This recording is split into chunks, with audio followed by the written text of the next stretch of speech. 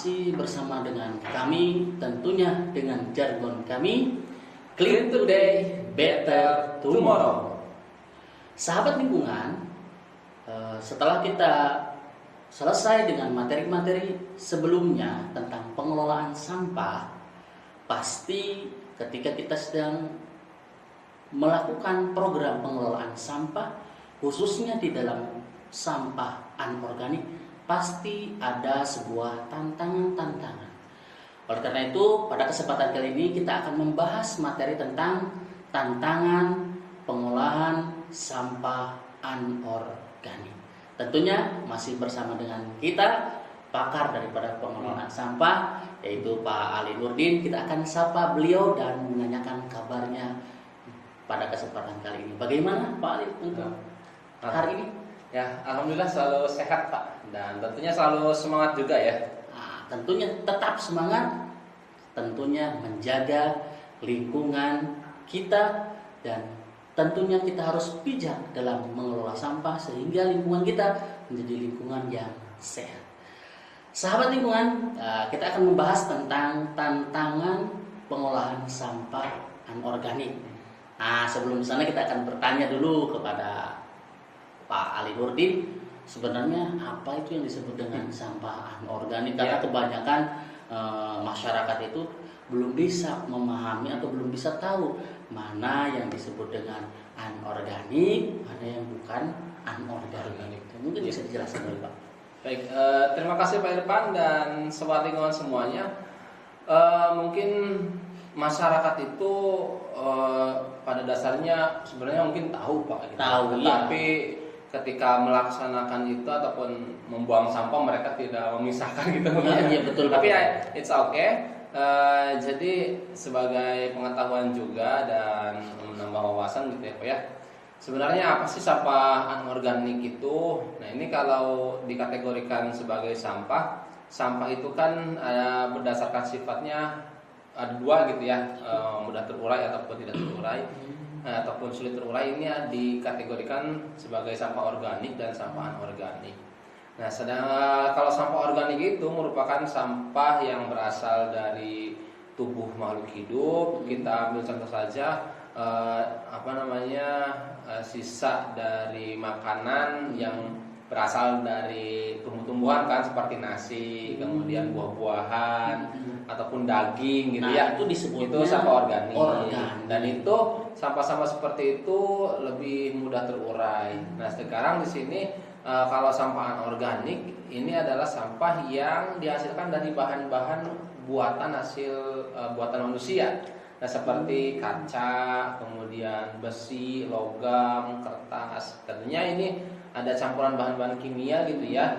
Nah, kemudian selanjutnya bedanya apa dengan sampah organik gitu ya. Nah, sampah anorganik ini adalah sampah yang sulit terurai gitu Pak. Sulit terurai. Kalau kita analogikan sampah organik itu paling hanya beberapa hari ataupun beberapa minggu, ataupun katakan paling lama juga beberapa bulan gitulah ya.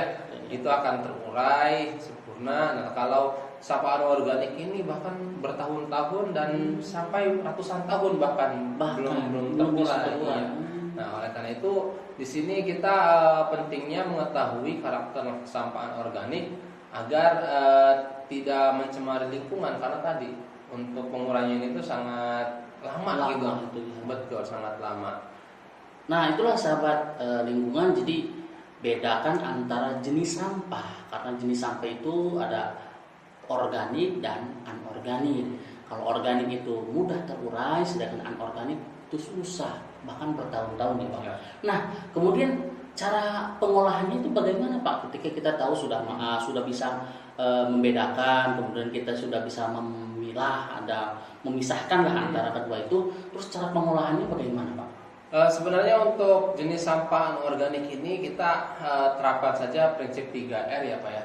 Prinsip 3R, yakni reuse, dan recycle gitu Pak. Pertama reuse ini artinya kita mengurangi penggunaan bahan-bahan anorganik. Contoh seperti plastik lah ya.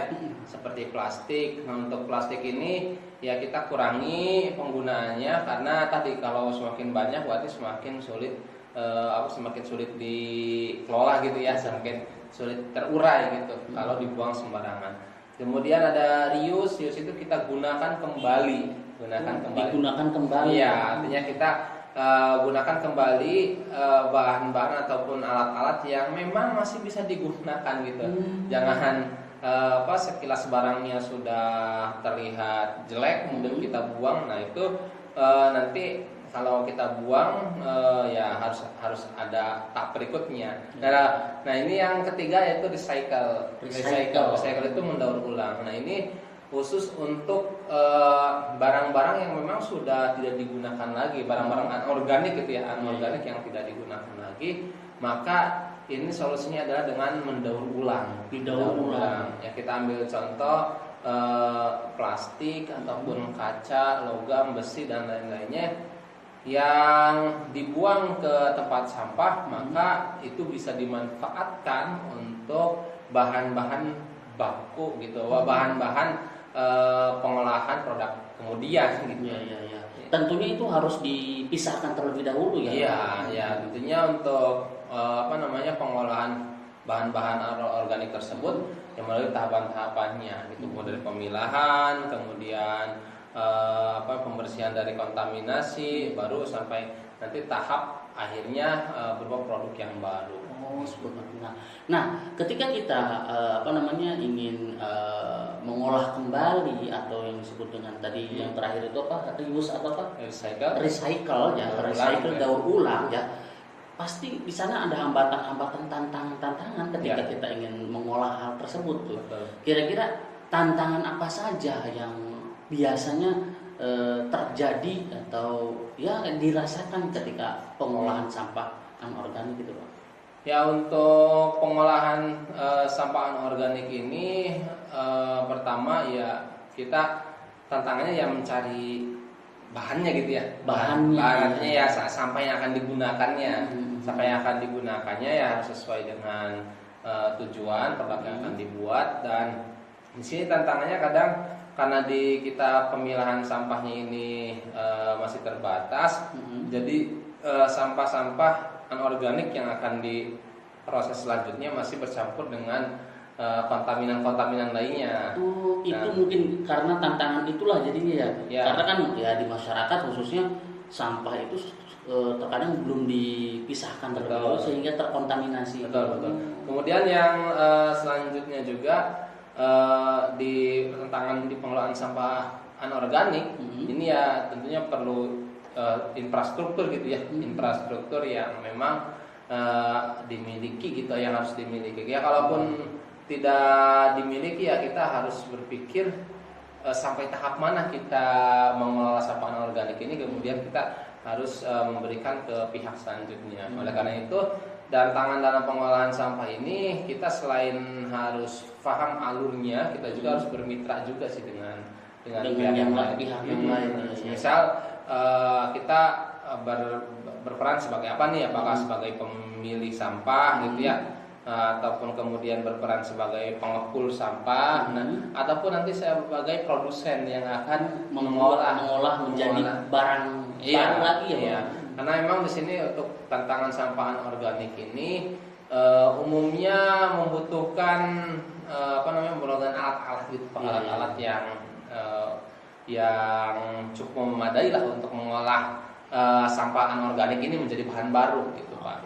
Jadi sahabat lingkungan, itulah tadi tantangan-tantangan yang perlu diperhatikan ketika memang sahabat lingkungan ingin mencoba untuk mengolah sampah anorganik ya, sehingga sudah tahu tantangan-tantangan tersebut, sehingga sahabat lingkungan bisa mencari solusi sebelum melakukan yang namanya pengolahan sampah anorganik.